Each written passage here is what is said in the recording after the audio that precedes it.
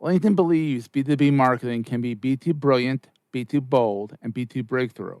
How? With a platform purpose-built to make B2B marketing mean more for your business. A platform with tools to help you build better relationships with your key customers, to boost your buyer's journey while building your brand. A platform with trusted data and lead generation you need to beat your KPIs, drive ROI, and stand out amongst the competition. And with the targeting tools on LinkedIn, you can reach your precise audience right down to their job title, company name, location, and more to make sure your ads are always seen by those who matter. So let's get ready to be too boldly go where no marketer has gone before, because LinkedIn is where B2B is everything it can be. Rethink your B2B marketing ads and get $100 credit on your next campaign. Go to linkedin.com/MPN to claim your credit. That's linkedin.com/MPN. Terms and conditions apply. Hey, are you as confused by NFTs as I am? How about Web3 in general? I mean, I'm 41 and I should be able to understand this stuff, but it takes a little while. Anyhow, I have Gary Reiger on the program today, and he owns Haylayer, which is an NFT marketplace and an area where you can actually build NFTs. Best of all, at least in my opinion, you don't have to mess with Ethereum or the blockchain currencies to buy from there. You can use US dollars. So let's check out the episode. Entrepreneurs Enigma is a podcast for the ups and downs of entrepreneurship. So the wins and the fails that we all face being entrepreneurs, and how we learn from adversity. Every week I talk to a different entrepreneur with a story to tell. I'm Seth Goldstein. Come with me on the journey. This is Entrepreneurs Enigma. Let's get started.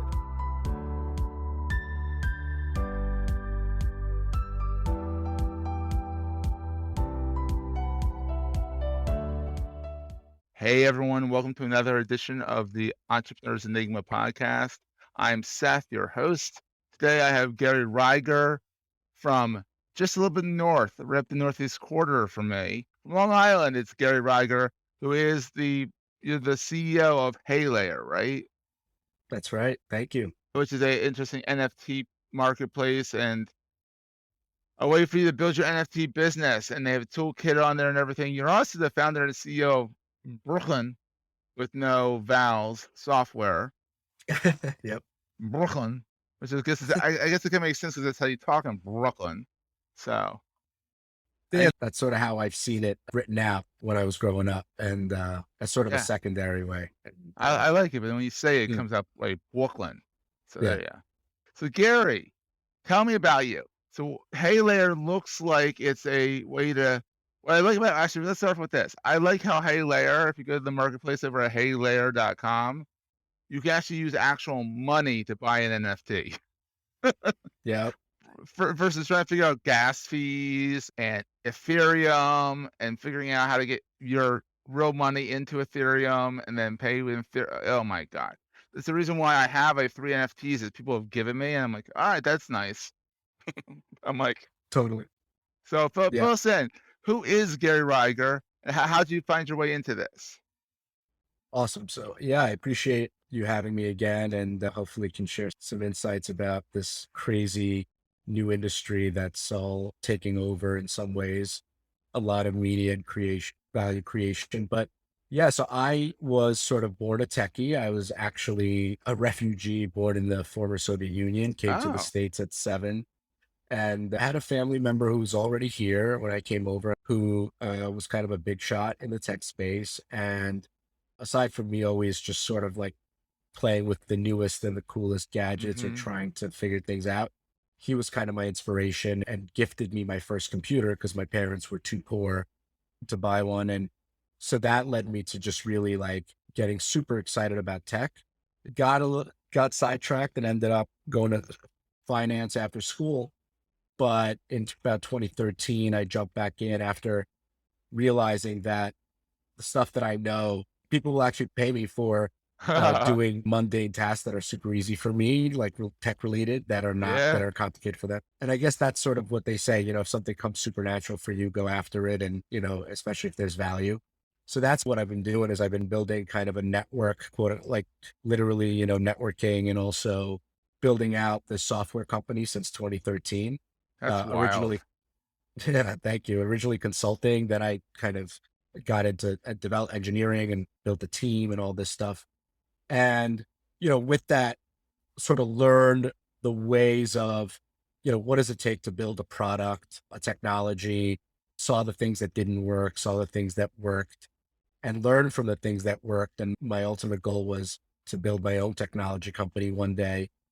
And here we are, and fell into the rabbit hole, as a lot of people say, in Web3 in 2017, which was a lot pretty, earlier than most pretty people. early. Yeah. Yeah, not as early as some of the older kind of earliest adapters, but certainly earlier than a lot of the current users. And Absolutely. Yeah. yeah, and so it allowed me some time to really understand, what is this all about? Um, where do I belong, or what do I believe in? And I built this thesis around it.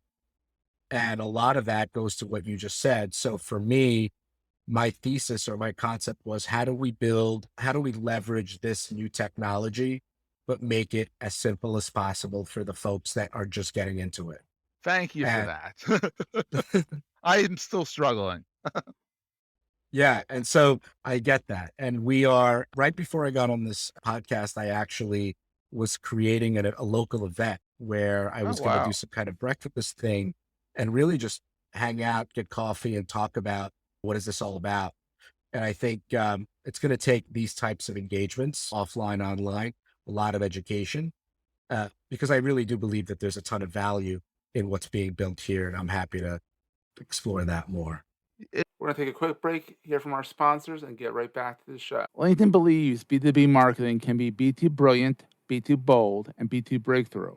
How? With a platform purpose built to make B2B marketing mean more for your business. A platform with tools to help you build better relationships with your key customers, to boost your buyer's journey while building your brand. A platform with trusted data and lead generation you need to beat your KPIs, drive ROI, and stand out amongst the competition. And with the targeting tools on LinkedIn, you can reach your precise audience right down to their job title, company name, location, and more to make sure your ads are always seen by those who matter. So let's get ready to be too boldly go where no marketer has gone before, because LinkedIn is where B2B is everything it can be. Rethink your B2B marketing ads and get $100 credit on your next campaign. Go to linkedin.com/MPN to claim your credit. That's linkedin.com/MPN. Terms and conditions apply.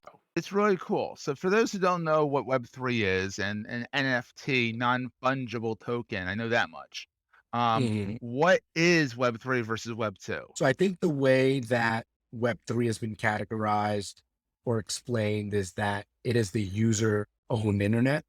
Oh, And what that means in a more realistic sense is that, if I was to sort of paint this picture, in the past, or even today, when you go on Facebook, Meta, whatever you want to call it, yeah. and you enter in even a post, here's how I'm feeling, or here's what's going on, or whatever, that information is stored somewhere. And Mm, the reality, because none of it is stored in thin air. And when we say the cloud, although some people are like, where is the cloud? The cloud is just a funny word for a bunch of computers that are not in your home and they're just somewhere else. And mm-hmm. so when you send a post, when you upload a profile photo, when you share photos of your family, that those photos are sitting in a computer that is owned by, let's say, Facebook or whatever company they use to control Mm-hmm. those computers, which are servers, right? So Yeah. that's kind of another way of looking at it. So in that sense, that's sort of how we've been running. And it makes a lot of sense because the internet is still literally 30 years old, which is mind boggling to me. And so, like, with that being said, we've had this evolution of the internet, and we went from sort of the static internet. I don't know if you remember back in the day, you used to be able to Way just back put up, when. Yeah. yeah, just like pull up sites, but you couldn't interact with them. The That, GeoCities. Yeah. yeah, the GeoCities, exactly. And so we went from those to websites that we would be able to interact with, like Yeah. Facebook. But when you're interacting with all that stuff, you actually don't realize where all your information is going. And so I think now we're in the evolution of that period, having Yeah. learned from the stuff that didn't work. And so going back to your question to answer specifically, Web3 is this, in my opinion, a sea change, a revolutionary change of how we manage the internet, where each one of us has a digital wallet, and that wallet belongs to us. And what happens is we essentially log in through this digital wallet. That digital wallet is on the blockchain. So imagine almost Mm, like a password, but that keeps track of you on the blockchain. yeah. And then from there, any information you put in the internet is not owned by any individual company. It's actually shared across the internet. And weird way, the way it works is copy of what you write is actually distributed to computers all over the world. Oh, Uh, so it's more like BitTorrent almost. yes, that's a great way. I actually had a call a couple of days ago, and I was asking if the individual had ever used Napster, and they remembered Napster, peer-to-peer file share.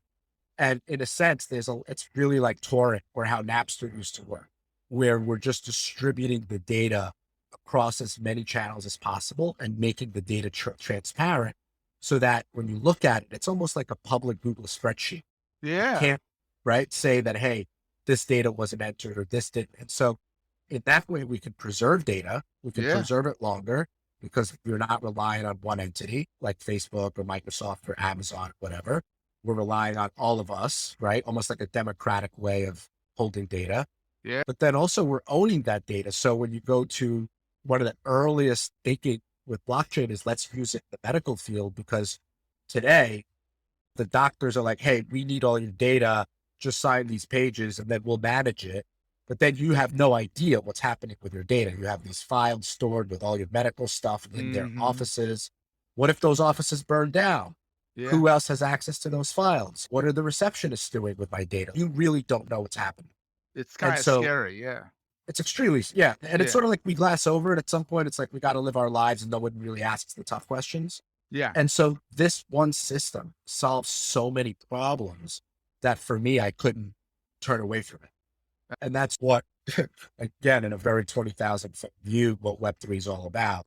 And then there's all these like little avenues. Once you start thinking of Web3 as like this new island, if you will, of technology, on the island, there's all these little, um, like train stations. There's all these Mhm. important new things that are being built, and they're being built out and being connected. NFTs is just one of those pieces. That's so fun. So you've been an entrepreneur since 2013. What is the best thing about being an entrepreneur? The best thing is the freedom. I Mhm. do it for the freedom. Um, I dictate. I'm able to manage my life around my schedule, but not in a way where I'm tied to the work, but in the other way around. So it has allowed me to say, hey, if I do X, Y, and Z throughout the day, I can actually put out my best work.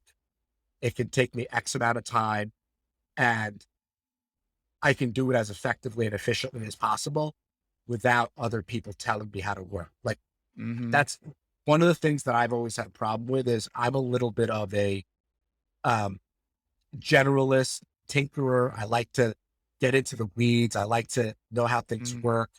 And a lot of times in a corporate sector, that doesn't always work, because I'm like, I can't just sort of hang around at the, like, if I come into a company and I'm sort of like at the entry level, like I Mhm. want to learn what the managing directors are doing. And I, like, Exactly. my whole life, I've always got into trouble with that, because I've always like overstepped, or, and I get it. Like it's just how my mind works. And so, cause I want to pick apart like what I'm involved in. I want to You wanna understand it know, from all, yeah. I want to know. Yeah. So and when you're not privy to that stuff as an entry level, and so it gives you, like, I think entrepreneurship gives you a sense of control, but there are just, those are the amazing things, right? I mean, there's Yeah, just so many other things, that come along with that. exactly. So what's also then on the flip side, which I think we were almost got into just then, Yeah. well, what's the scary thing about being an entrepreneur? I actually think it's the ability to manage your mindset. I think that the what I've found is that it's sort of like a J curve, in Yeah. like an opposite, if you will. And so there are, as you look at like businesses, there's like all these stats that say, small businesses generally don't X amount don't survive the third year, then the fifth year, and then most of them fall off by the eighth. And then it's like, less than X percent, like a minute percent make it past the 10th year. Yeah. And so I think the reality is that it takes a real specific type of mindset to be able to get through. And it's Um, scary to know that you're against all odds. you're against all odds. You have people that doubt you. You have people that question you. Mhm. Generally speaking, when you're doing well, nobody mentions anything. When you're doing Yeah, bad, everybody jumps on you. yeah. And so it's always, somebody just told me this yesterday. I didn't hear this quote, but apparently Elon Musk said this, but being an entrepreneur is like chewing glass, staring into the abyss at the Oh, same wow. time. Wow. Yeah. And I think Kinda true. I think it's true. I think you wake up to a problem, especially if you have people that rely on you. Like I have, a team of people now who essentially I have to lead to the promised land and I have no Mm, idea if we're going to get there. And mhm. so I have to every day solve problems that feel like they're impossible to solve and then wake up in the morning and just do it all over again. And that's what it takes to be an entrepreneur. And I think it's extremely difficult. It Um, is, yeah. yeah. That's wild. So what is the most important thing that you carry with you all the time? Yeah, mindset. I mean, Yeah. so I don't want to say I'm like a stoic in the true sense of the word, but I kind of follow like a stoic mindset. I believe in that concept. Mm, And so in the sense that I've been through a couple of these, let's just say conferences that focus on the hardship of entrepreneurship and mhm, perseverance. And I've learned a lot of really exciting, interesting things, not exciting, or interesting, insightful things. One of them, for example, is we did this activity. This is something maybe you find useful. Some of your listeners might find useful, but you think about something that's really bothering you today and you write it down on a piece of paper. And then you fold that piece of paper and you put it away and literally do not touch it for days. wow. And in 90 days, you wake up, you unroll that piece of paper and take a look at it. And then just look at the number of times where whatever you wrote 90 days ago no longer matters. It's And I've amazing, actually yeah.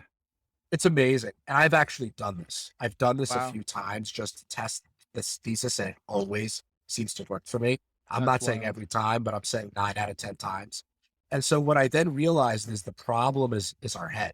The problem is the voice in our head that's telling us that this is a forever problem, or I'm not going to be able to get out myself at this problem.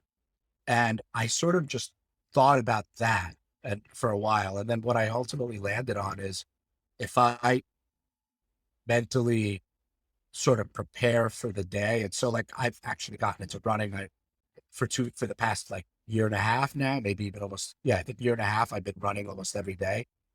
Right now I'm sick, but I run Oh, like at just a very relaxed level. yeah. Well, sick, sorry, just have a cold, but I haven't run, but in general, like it's not about like a marathon. It's not about speed. It's just about running because when you run, there's just all sorts of things happening to your mind, your endorphins. Uh, Mhm. I also meditate when I can. I've been bad at this lately, but Yeah, when you have meditation. a cold, it's hard to meditate. It's hard to breathe. You can't really meditate without breathing, so Yeah. And so those are the things, I think that, between kind of thinking about life that way, and going back to why am I here and what's like the long-term vision. Um, that's what allows me to kind of do this. And I think, so I bring it back to mindset and sort of mhm. figuring out what works, but I understand that it really isn't for everybody. It isn't, So no. it's, yeah. Awesome. So Gary, where can people find you? Obviously, heylayer.com is is your baby. But where do you hang out online the most? Is it Twitter? Is it LinkedIn? Yeah, so I think both. What I find interesting about Twitter is especially when it comes to Web3, Yeah. a lot of the news is made on Twitter. I find myself sort of learning about the new projects, the new influencers, and all the people that are involved in Web3. I seem to sort of get a handle of what they're up to on Twitter. Having said that, my general like past where I've built my network has really been more LinkedIn. Yeah. And so I make sure that I kind of, I straddle both sides of the sphere. And Mm, I think they're both like super valuable. And it just kind of depends on who you're trying to reach and what the message is. But yeah, I like both of those. So heylayer.com, Twitter is at Gary Reiger. LinkedIn, I think, is the same, yep. just my name. Uh, There yeah, you happy go. to meet people and network and see how I can help them. That's awesome. So, Gary, thank you so much for being on the show. Hopefully, you feel better soon so you can get back out and run some more. Clear the mind out and keep innovating. Seth, I really appreciate that. Thank you for having. That was a great show. Hey, if you're enjoying Entrepreneurs Enigma, please give us a review on the podcast directory of your choice. We're on all of them, and these reviews really help others find the show. Also, if you're getting value from the show and want to buy me a coffee, go to the show notes and click on the link to help me stay awake while I bring you more great episodes to your ears. That's in the show notes, and I look forward to the next episode. Take care, guys.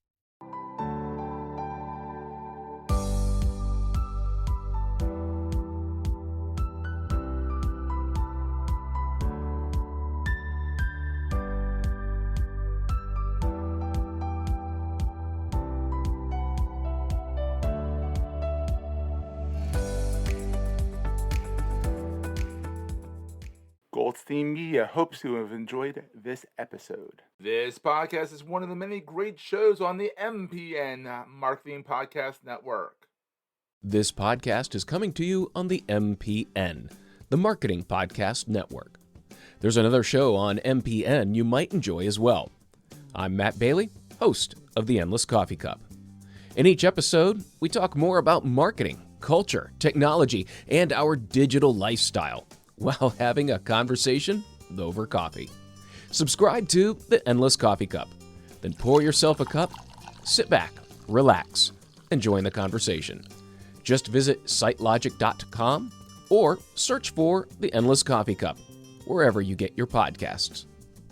This podcast is heard along the Marketing Podcast Network. For more great marketing podcasts, visit marketingpodcasts.net.